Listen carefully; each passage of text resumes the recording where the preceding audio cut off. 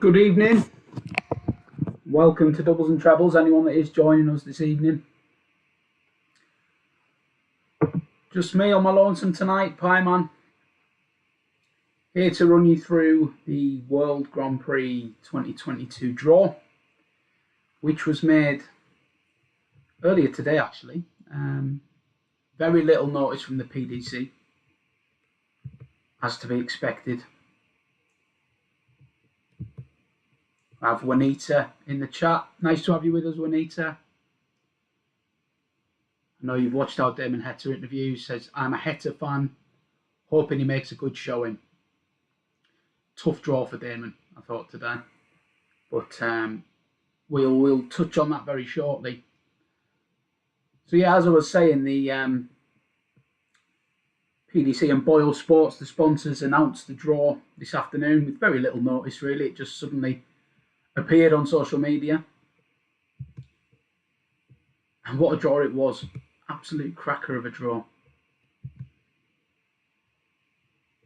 So we will dive right into it. If you have got any questions or any insight on the draw or the tournament, do drop a message in the chat. More than happy to field any questions anyone may have or any thoughts anyone might have about some value in the market. We're going to run through the draw quarter by quarter, and then we'll take a look at how the market has moved. Plenty of preview content already on the channel. I took a look at the top 8 seeds one by one. That video is available on the channel. And we've also put our early look up, which was filmed over the weekend and before the draw.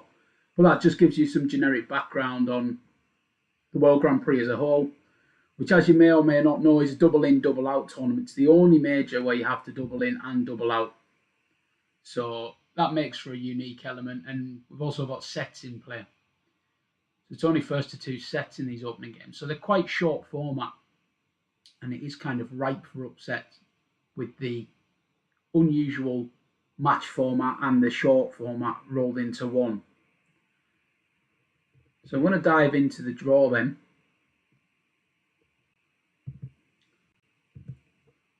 Hopefully this should come up on your screen now.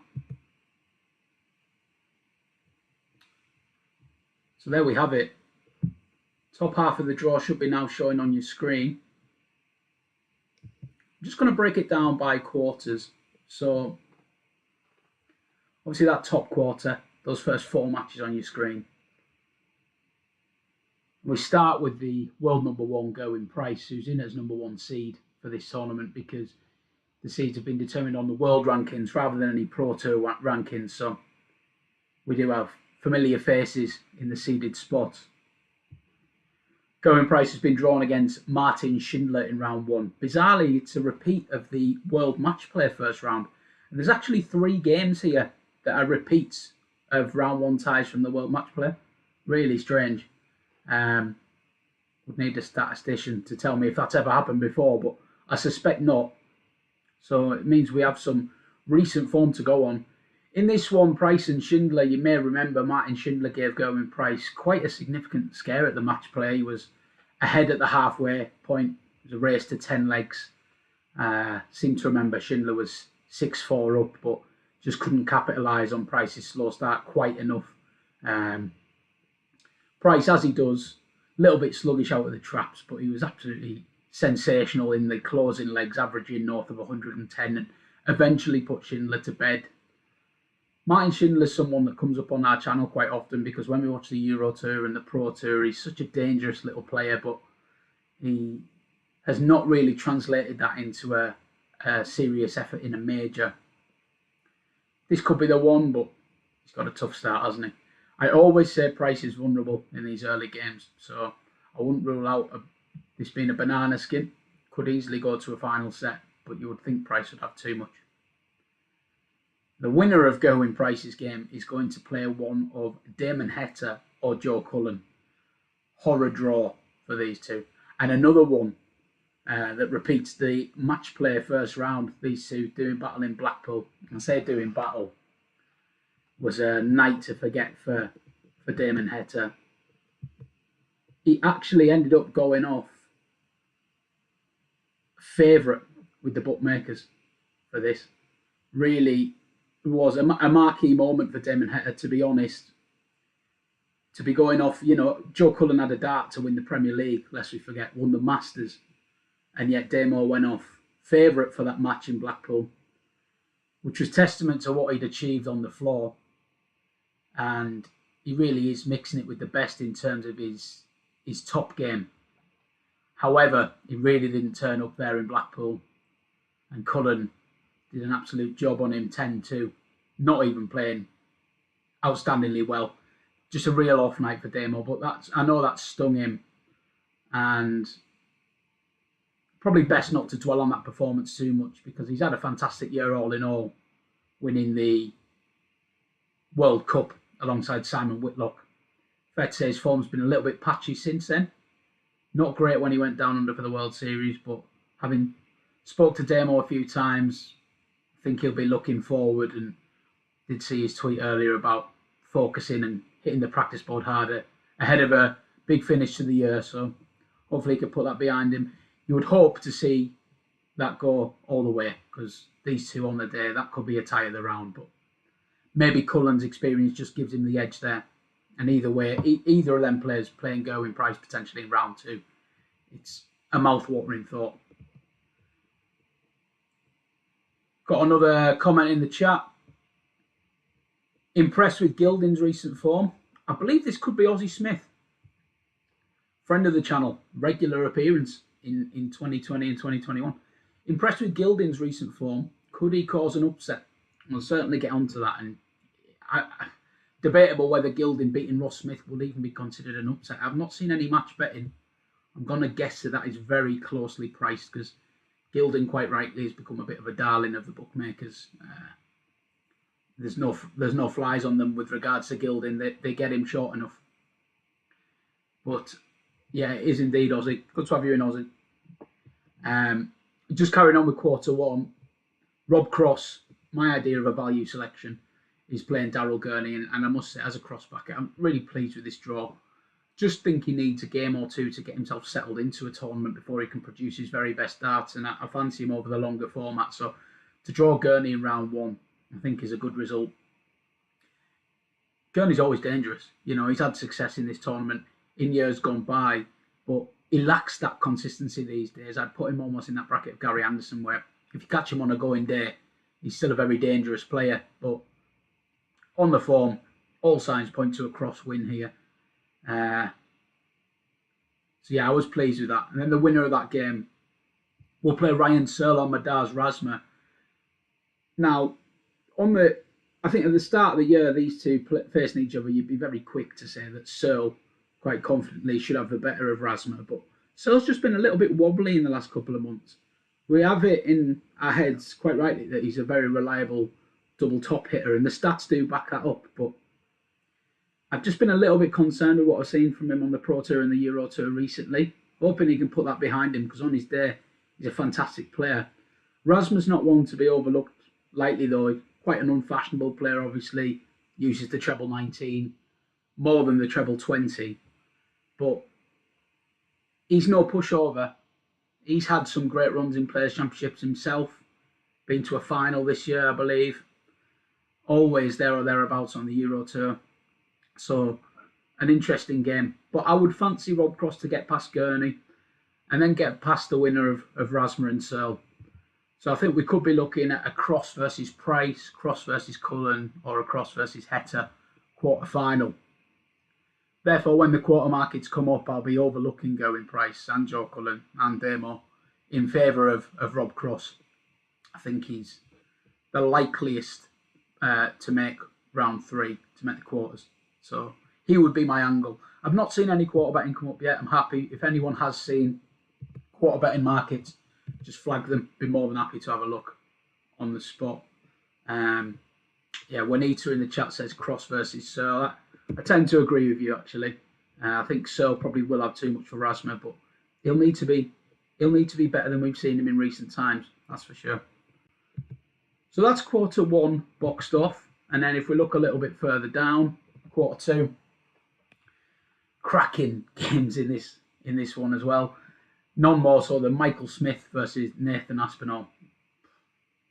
If you'd have told me that was going to be a round 1 contest at a major this year, I'd have laughed at you. But that's what this format does with only 8 seeds. You have, top 10 in the world quality players who are coming in unseeded. It almost has a little bit of a UK Open element to it, this, in terms of the draws it can throw out early. Michael Smith, what he achieved this year, winning them 3 Players' Championships back-to-back, and then winning in America and also winning on the Euro Tour. It just felt like a groundbreaking moment for him. I know that he's still got to go and do it in the majors, beaten finalist a few times, including the Worlds last year, but I don't know. I feel like you can't win 5 tournaments of any ilk and not progress as a player through that. So I'm intrigued to see how he goes here. Aspinall, typically dogged, very difficult man to beat. And these two have played each other 100 times. They know that they'll both have to bring their A game to beat the other one.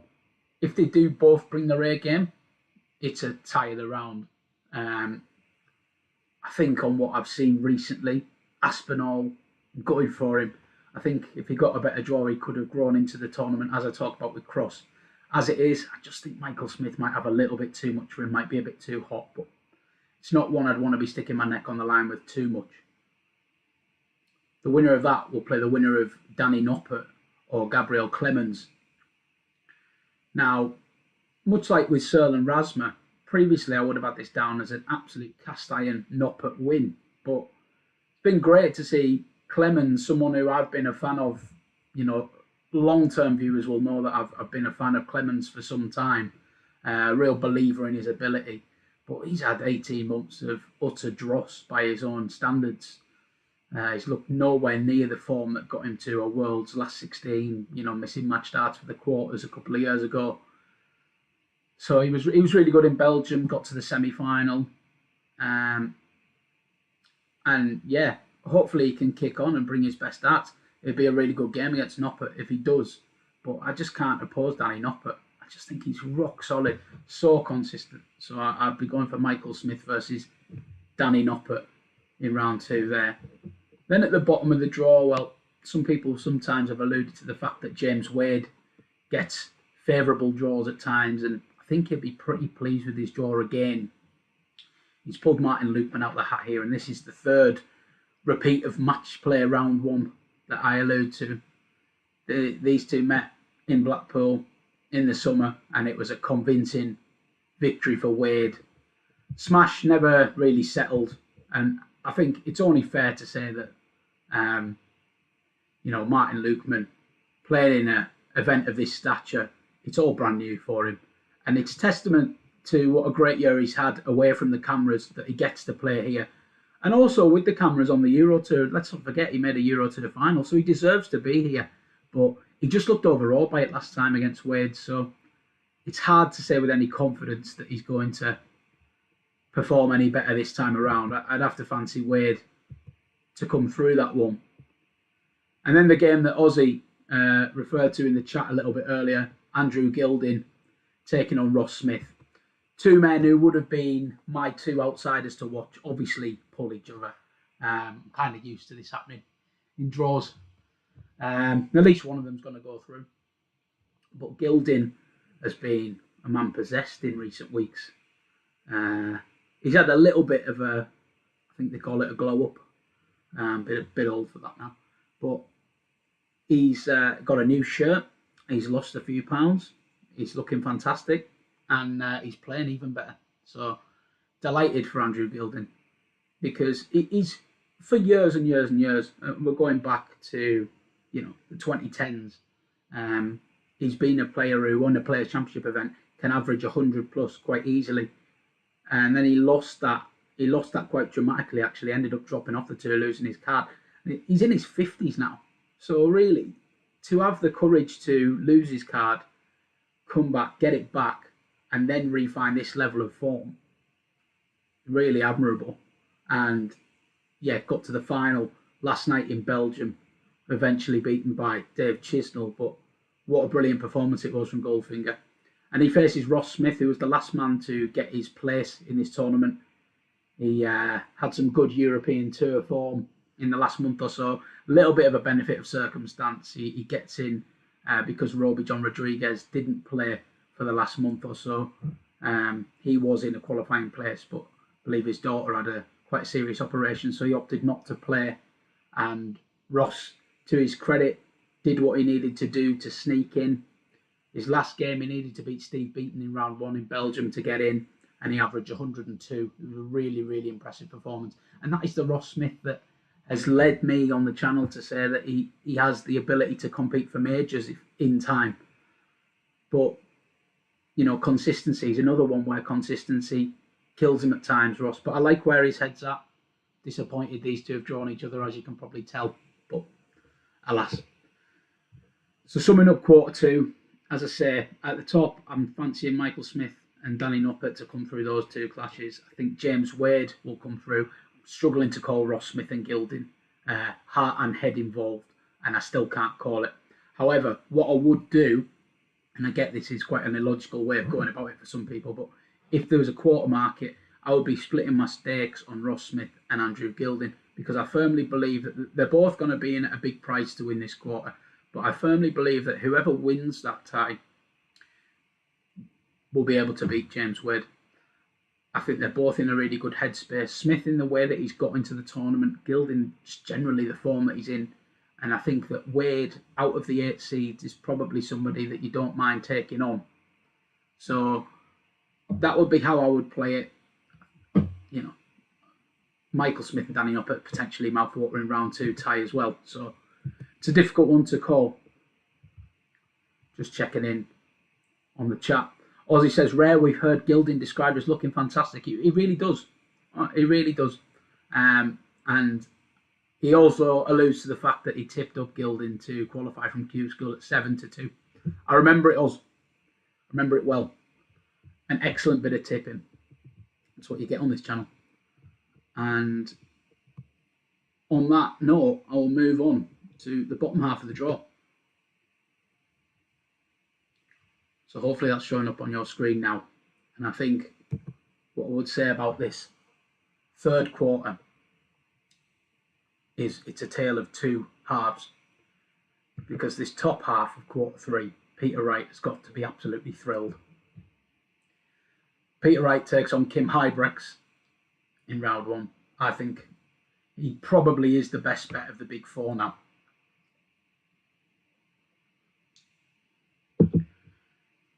Purely on the draw. Kim Huybrechts got a good win, a great win, over Michael van Gerwen in Belgium. But if we dig a little bit deeper, he only averaged around 85. I believe it was actually the lowest ever Euro Tour average to beat MVG. So I'm not convinced about Huybrechts' form at all. In his next match against Adrian Lewis, he averaged 85 again. So I don't think he's in particularly good form. And I think this is a perfect match for Peter Wright to feel his way into the tournament. Again, like Gerwin Price, I think he's vulnerable in the early stages of tournaments, right? But he's got that sort of comfy-looking first game. And even then, he goes on to play the winner of Callum Ridds versus Krzysztof Ratajski. Now, if you don't follow your darts all year round, you might be looking at that thinking, Ratajski, dangerous player. Ridds, brilliant at the World Championship. But I think it's fair to say neither of them are quite where they were at, different points of the last year or so gone by.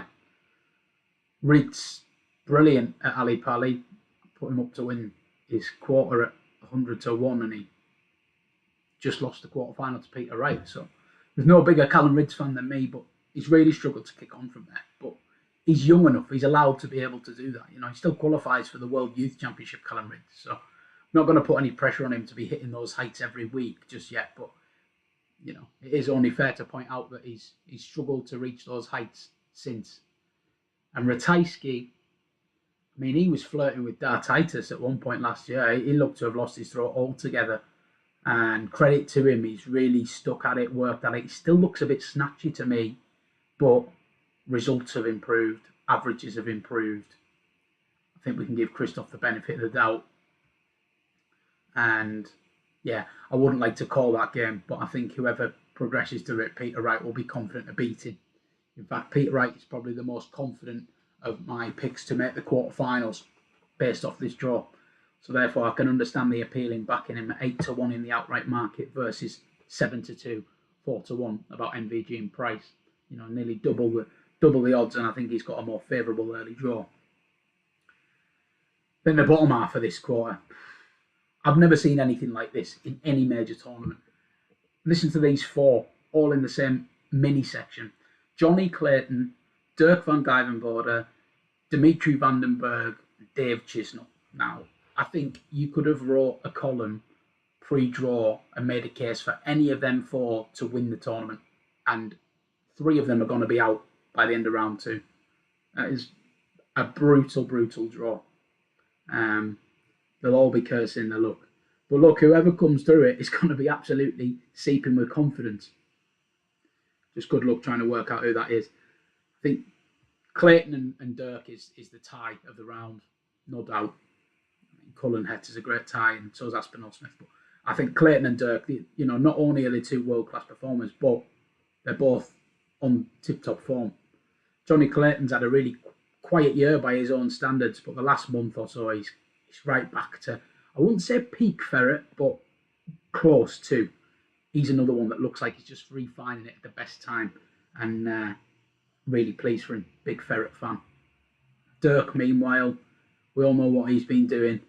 Won a Players' Championship a couple of months ago, Euro Tour final, World Series final. So he's doing the business. I just wish this was over a longer format. That's my only complaint about this game. I wish they were playing over 9 or 11. But yeah, I mean, you'd have to say if you were picking one to be slightly more consistent, it would be Johnny Clayton. However, they played less than 2 weeks ago and Dirk beat him. So it's a coin flip for me. I think Clayton will be priced slightly shorter than Dirk. Bit of odds against about Dirk might interest some people, but I'm not interested in taking either of them on in match betting, to be honest. And then Dimitri versus Chizzy. As I say, horrendous luck, not only to draw each other, but then for the winner to then have to play one of Johnny Clayton or Dirk. So it's hard to get too enthusiastic about the win equity of any of these four, I think. But be interesting to see how this one's priced. I reckon they'll have to put Dimitri in a slight favourite. I then think a bit of money will come for Chiz. They might go off pretty much the same price because the recent form certainly favours Chisnell, ending a 3-year drought with that win in Belgium last weekend. And he'll be coming here absolutely sky high in confidence, even with the draw. You know, I don't think it'll let him phase him. Dave Chisnell is a confidence player, and he's just got over the line, something he notoriously finds difficult to do. So he's going to be sky high on confidence. Whereas Dimitri, questionable, I think. Recent form hasn't been so good, and he's had some disappointing results. Some good performances, true, at the World Series. Looked in good nick, but I don't think he's at the peak of his powers at the moment. So I'd probably be edging towards Chisnell in the match betting there. But as I say, that bottom four, it's basically a pick-em. So I've got no interest in trying to solve that problem. As I said, Peter Wright, surely the value in quarter three because he's going to be in the quarterfinals barring a real upset. But whoever comes through that bottom four is going to be full of confidence, and that will be a cracking quarterfinal if it is Peter Wright versus one of them four over a long format. Not to be missed. So, just checking in on the chat. Juanita's giving her predictions as we go. She's gone for Asp versus Noppert and Wade versus Gilding in quarter two. Couldn't argue too strongly. And then Peter Wright versus Ratajski and Johnny Clayton versus Dave Chisnell. Again, could quite easily be the four. Yeah, it's probably the way I would lean as well. Ratajski Ridds, I'm struggling to call a little bit. I think the TV cameras possibly might spark Callum Ridds into life, but that may be just wishful thinking. So let's move on to the fourth and final quarter, which has Michael van Gerwen in it. But before we get to him, actually we will kick off with him. So it's MVG up against his old adversary Gary Anderson. Don't know why, I've got a weird feeling about this game. Really weird feeling. It is going to be a true test of the theory that Gary likes to save himself for the big events, which I have floated on this channel a few times. But I'll put my hands up and say that, you know, Gary Anderson is not the force of old. And, you know, it's hard to envisage him beating MVG, but I do think there are some things to like about it.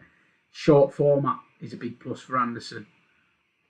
The fact that it's a major event, you guarantee he will be putting the work in on the practice board, which I'm very sceptical that he does for other more low-key events, shall we say. Euro Tour Players' Championship, I don't think he puts the work in anywhere near as he should. But he definitely will for this one. And just that added edge of beating MVG, because Anderson has bit back at journalists many a time for being written off. So what better way to remind everyone how good he is than to beat MVG? I've spoke at length about MVG's record in this tournament. It's obviously, he's won it 5 times. He loves the format. And he's very good at set play, you know. He's won the World Championships, he's won World Grand Prix, he loves set play. So it's a difficult one to call, but I think the short format definitely makes it closer than the odds will suggest. I'd be very inclined to maybe play Gary Anderson small stakes.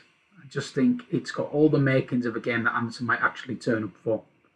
but I'm not expecting many people to agree with that synopsis. Then the winner of that will play, well, two of the rank outsiders have drawn each other here. Brendan Dolan will play Stephen Bunting. It's a hard game to get too enthusiastic about. Neither of them have shown an awful lot in recent times. Dolan probably arguably a little bit more, certainly at Players' Championship level. He won a Players' Championship this year, but he does return to the scene of his famous 9-darter, the reason they call him the history maker. He was the first man to get a televised double-in, double-out 9-darter. He's a former finalist here, believe it or not. Got stuffed off Phil Taylor. I think that was over 10 years ago mine, so not sure if it holds any relevance here. And Stephen Bunting is just a player I really struggle to get right. You know, when he turns up, he's a very dangerous player, but again, he lacks consistency probably more than most. I mean, he can be inconsistent within a match, never mind within a tournament. So it's hard to oppose or get behind Bunting with any confidence. This would be a watching brief for me, but you know, even though it's a short format, I think you can be confident that both are going to be able to register in the maximum column. They're both like a 180, both good groupers of the dart. So that might be a way in on that one. Then Jose de Souza plays Adrian Lewis. Testament to the quality of the draw that we're not talking about this one as a tie of the round, because Jose's looked revitalised in recent times, and so has Eddie Lewis. And we all know what a revitalised Jose can do. He's a major winner, isn't he? He won the Grand Slam. Jose at his best can beat anyone. Same applies for Adrian Lewis, but you know, we haven't seen the best of Adrian Lewis for years now, apart from one-off matches. What I would say is he did win that Players' Championship a couple of months ago, Eddie Lewis. Don't underestimate how significant that was. That was a reminder, not only to the rest of the field, but to him, that he can do it. And I still think he's not quite there in terms of consistency, but there are some really promising signs. He was really good in Belgium again this weekend. He'll fancy it against Jose, and I just worry about Jose maybe not turning up quite as much as he needs to. And I think Eddie, under the lights, will fancy it. Can see myself getting with Lewis at odds against, potentially, in that one. Then the bottom draw is Chris Dobey and Luke Humphries. Dobey, someone I've always thought that has more ability than he's shown. Immensely talented, but he struggles to produce it and translate it into results. This is a bad draw, innit? Let's make no bones about it. Luke Humphries, probably the player of 2022. All his wins on the Euro Tour, Players' Championship. He's a major winner waiting to happen. A real top talent, you know, in the top 5 in the betting for the World Championship. That tells you all you need to know. He should overcome Dobey here unless he has a really bad off day. And in terms of the quarter betting, again, we haven't got prices, so when we do our main preview, I will put up some prices, but I'll be taking on MVG with Luke Humphries, because they wouldn't meet until the quarterfinals anyway, because they're in different mini sections. I think Humphries, as I say, can overcome Dobey, and I wouldn't be surprised if MVG has a very tough time of it against Gary Anderson.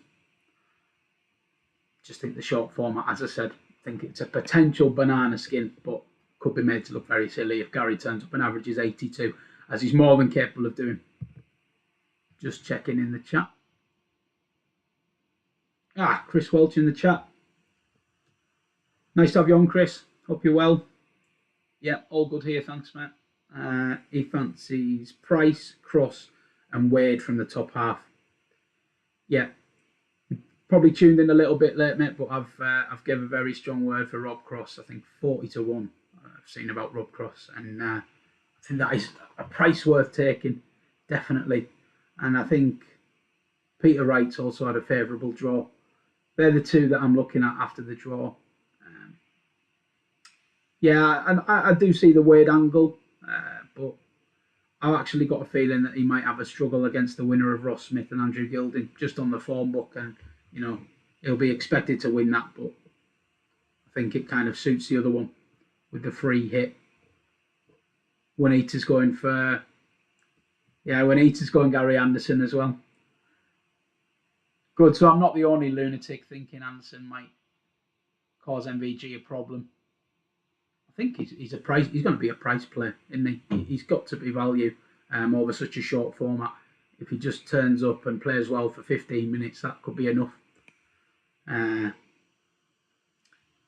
Yeah. So that is the draw run through. Before I wrap this stream up, I do want to just go through the betting market, because some of you will be familiar with the betting markets, some of you won't. This screenshot was taken around 5 p.m. So the draw has been factored in, but you'll see a sea of red there. Red means that the price is getting bigger, i.e., they've drifted, they've got less chance of winning supposedly. Just try to ignore that, because that's a lot of those bookmakers have literally just put their first show of prices up, basically. But it is worth noting that Peter right there is the one that's been chopped with a couple of players, and I think that is reflective of he should win his round 1 and round 2 matches, and they've acknowledged that. And I think I can see people preferring to go with Peter Wright over Price and Van Gerwen, just purely on the ease of his round 1 and 2 draws in comparison. As I say, on this screen, the one that jumps out to me, and he doesn't actually even make it onto the screen, which is obscene, Rob Cross, 40-1. He's a general 33, and when I saw his draw come out, I thought they would cut him. And a couple of firms, actually, I've got the bottom half of the draw here. You see him there at the top, 40-1, but a couple of firms cut him into 20s, which is more where I think he should be at, especially after that draw. I mean, beforehand, I thought the 33s was good value, as anyone who watched our early look will have seen. But, to see that draw and then push him out in price, it just didn't seem right to me. So 40-1 Cross, certainly one of interest. While we've got the bigger prices on the screen, Andrew Gilding was 150-1 first show for this tournament. Because of what he's done in Belgium, you're going to do well to get anything above 66s for Goldfinger. And, anyone who does like a couple of quid at huge odds, don't think you could go down the Goldfinger route now, but you could probably go down the Ross Smith route and have a similar chance, because, as we say, that's a tough old game to call. So that would probably be, Ross Smith will be of interest at huge odds for some people. Just going back to the top of the market, though. So we've got Gerwin, Price and MVG. Rightful favourites. Then Wright. Johnny Clayton drifts to double figures. Harsh on the form, but then he's going to have to get past Dirk van Dijvenbode, and then he's going to have to get past one of Dimitri or Chisnell, and then he's going to have to get past Peter Wright. So it is a horror draw. And if you think about it, he's not going to be too far off even money to win them 3 matches. So if you are a fan of Johnny Clayton, if you do think he can win it, you may be better just backing him match to match than actually tying anything up in that 10-1. And you do have to consider these things as well. Well, that's the outright market. Let me know where you're thinking for a potential winner in the chat. It's I know we said it for the match play, but God, it looks an open tournament, doesn't it? You can make a case for double figures number of players, I think. But very, very interesting indeed. Thanks for joining us tonight, if you have joined me for this draw walkthrough. Just wanted to get on and do a quick live while it's fresh in the mind.